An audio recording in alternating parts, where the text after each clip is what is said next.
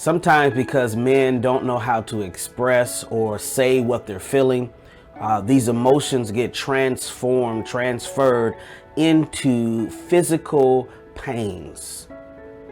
I remember my wife, would have me early on. We would go shopping, and I every time we went shopping, we went into the clothing stores and stuff like that.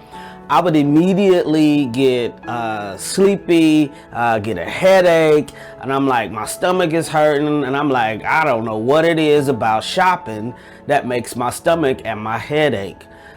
For years this happened. Matter of fact, I just had to stop going to stores with her because I would be completely fine. I mean, nothing going on with me until we started walking into stores, and all of a sudden headaches, stomach aches come on, and I didn't know what it was. It wasn't until recently I really discovered that I was having an emotional reaction. There was some emotions that were happening that I had not identified. And because I kept suppressing them, kept pushing them down, kept trying to ignore them, it kept happening. And so I took some time to really reflect. Now, how was it that I was just fine when I was in the car all day, walk into the store, and all of a sudden I got a headache, stomach ache, I'm sleepy? I discovered, y'all, that I was having this emotional response that had to do with my fear, right? My fear of losing. And so I've shared before, but I had this scarcity mentality because I grew up where there was a time where we had, and then my father made some mistakes and financially, and then we didn't have anything. And so we went from, feeling like we was balling to literally like in poverty.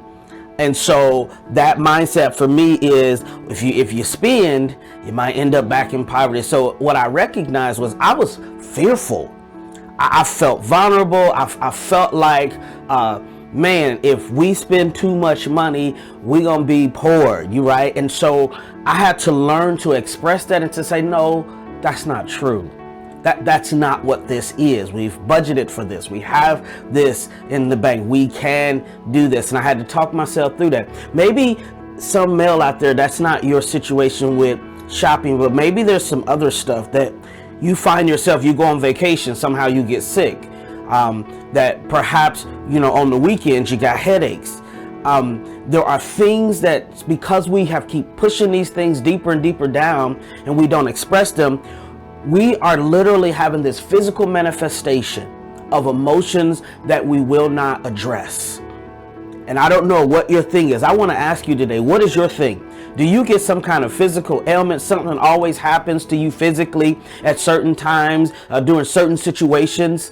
I want you to take the time to explore what emotionally is happening. Right? What emotionally is happening when you are really fearful? Perhaps you're fearful. Perhaps you feel vulnerable. Perhaps you feel rejected. Perhaps you feel abandoned. Whatever that thing is, to identify it. And I want to give you a tool because oftentimes we don't have the language. We don't have the verbal language to actually say what we feel. And so I want you to look up the emotional wheel. It's a psychological tool that helps us to identify and to verbalize complex emotions, right? I have used it numerous of times. It is a blessing that I look and I can see these words, right? And they have some core feelings and then they have other words to express them. So now you have some language to express how you really feeling. Because sometimes you're like, I don't even know what it is. I can't say it. I can't articulate it. And so it would be such a blessing. I promise you, you can learn to identify. Now, once you identify, now you can address it like I did. And you say, hey, you know what? This is not true. This is not real, right? And now there is a way for you to grow and to develop beyond it. But I want to tell you, it takes practice. I want to say that. As I've been talking about kind of cracking these emotional codes that we have as men, it takes practice.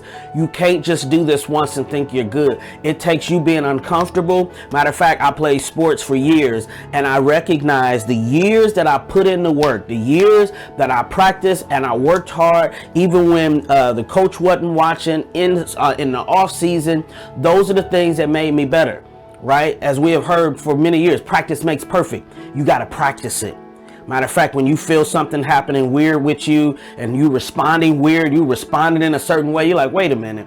What is that? What am I feeling? Start asking yourself some questions. Go to the emotional wheel so you can identify. So listen, I'm going to keep talking about these emotions and how we identify them, how we work through them, because I promise you, if you're finding yourself getting tense physically, emotionally, there's some stuff going on, y'all. And we got to get healthy, because that's the stuff that causes even worse physical manifestations like heart attacks rather, high blood pressure and other physical things. So we'll keep talking about this. Listen, I'm praying for you. I'm praying for you. It's not hard. This is a hard thing, but I promise you, it is one of those things you can do. Just know you're not doing it alone. I encourage you, go get a therapist. Go find some friends that you could talk to. Go get a part of something. Don't do it by yourself. I'm praying for you. This is where I was. I wrote this in my book. Some things are worth fighting for, because I recognize, even as a little kid, because of my trauma with my parents and them fussing and fighting, I would have all these stomach aches. It started at a young age. And for some of you, this started at a young age. And God sent me to tell you there is a better way, that you can be healed from this. So I'm praying with you.